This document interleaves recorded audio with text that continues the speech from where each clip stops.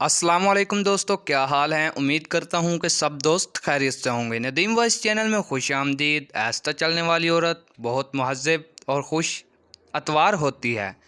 सब गिरफ्तार औरत फजूल और बेमायनी गुफ्तगू में माहिर होती है। दरमियानी चाल चलने वाली औरत हमेशा रास्तबाजी से काम लेने की कोशिश करती है।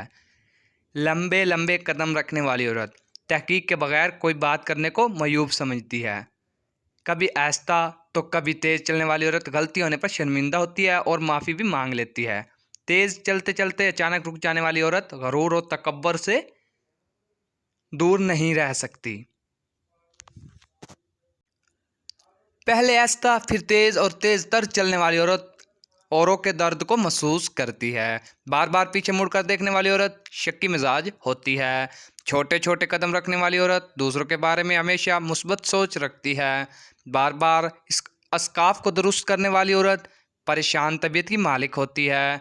मुसलसल मोबाइल फ़ोन इस्तेमाल करने वाली औरत जासूस तबीयत रखती है, औरों की टोह में रहती है।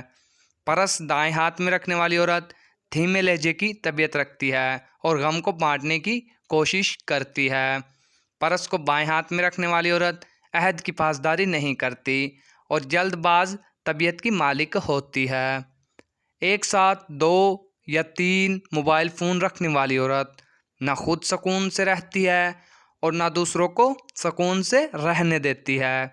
चलते चलते मुसलसल बातें करने वाली औरत झगड़े के लिए कोई मौका हाथ से जाने नहीं देती।